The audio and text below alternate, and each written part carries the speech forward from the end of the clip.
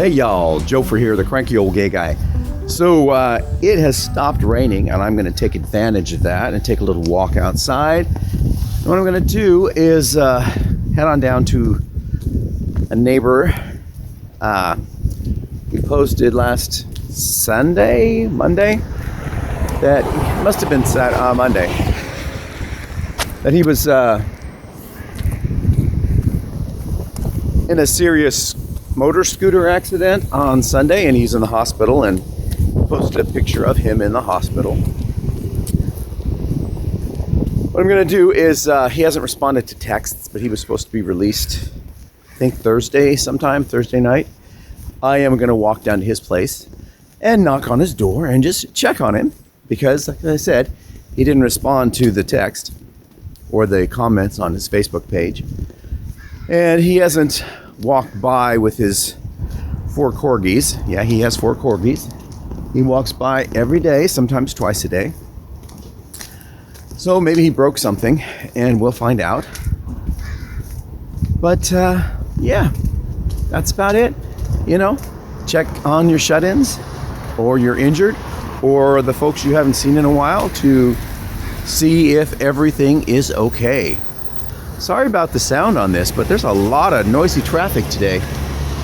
I wasn't expecting that. Let's see. I'm gonna cross over and then down.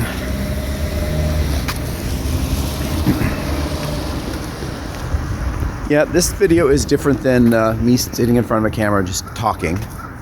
I'm gonna shake things up a bit. Shake, shake, shake, shake. Oh, I know that's irritating, isn't it? Absolutely it is. And I don't think they're honking at me. Wow, the glare on this is really bad. I'm gonna cross back over to the shadier side of the street because this is ridiculous. Here we go. Okay, see, out of the sunlight, maybe it was not blinding you, but it was blinding me, the reflection. Up. Yeah, this guy only lives a block up and a block over. His name's Jerry. That's all I'm going to tell you. And maybe when I get there, if he answers the door, he'll want to be on camera. If not, you know, it's his decision. Oh boy, it's good to be outside, and it's like in the upper 40s today, so it's not sub-zero as in the 20s that we've been having, and it's been raining. Supposed to have snow mixed with rain, I think tonight and tomorrow and maybe Monday, but we shall see. Okay, I'm headed up this way, and outside of Jerry's place is a lawn crew. Oh, and wouldn't you look at, they've got one of those damn gasoline leaf blowers. So the sound is going to be really miserable here in a minute, so I'm warning you ahead of time. It's about a little under a half block away. I don't know why the city, in all their multiple ordinances, don't just outlaw those things and make them go battery, because they're much, much quieter. Okay, here we are. Almost there. I want you to see something too. He lives in a duplex, and the owner of the duplex has put in artificial turf. Looks kind of like grass. He was tired of mowing it, I think. But let's see if he's home. I don't think he is. He's got mail sticking out of his slot, so maybe he didn't come back to his place. Well, we'll see.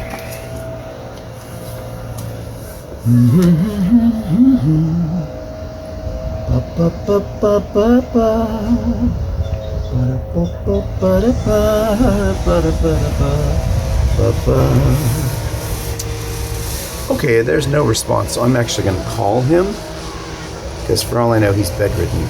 And I don't hear any of his dogs barking, which means someone's probably taken them. Normally they bark when anyone walks towards the place. So I'll be right back. Okay. We're now going to leave his place because he is not home. He is still in the hospital. That's what he told me on the phone just now. Evidently, he was supposed to get out on Thursday, but he had medical complications, and was forced to stay, and now awaiting those results. So he'll probably be in till sometime this week, upcoming week. Evidently, he was coming back from Taco Bell in North Portland, and he was just south of Deacom, and he was run off the road by a car, and I don't know, or a truck. I don't know if they were following him or if it was just someone ran a light or something. But he said he was coming back, and boom, he just woke up in the hospital. He doesn't know how trashed his bike is because he hasn't seen it, and the police left it there. They took his saddlebags and everything off of it at the site, but they left the bike. So I don't know where it is right now. He doesn't know where it is. And he doesn't know how much it's going to cost to fix or if it's fixable. I'm not going to give you his medical condition because that's his business. But suffice to say, he's on heavy pain medication, and he's not really mobile. And when he gets out and gets home, we'll probably see him again, and who knows, maybe I'll interview him and it'll be a story on this channel. Life is grand, is it not? Okay, it's not all I've got to talk about today. Frank-wise, I had to drive to East Vancouver today. That's up in Washington, and I'm in Oregon. To see a chiropractor, because again, the clinic I go to here, the chiropractor hasn't started yet. It's closed every day.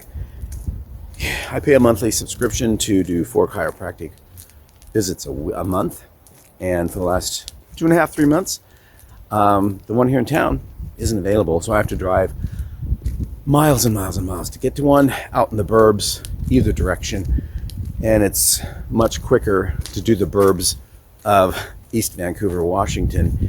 Even though it's more miles, it's an easier commute as long as you don't go during rush hour, because then the bridges are so crowded it's impossible. So that makes me cranky.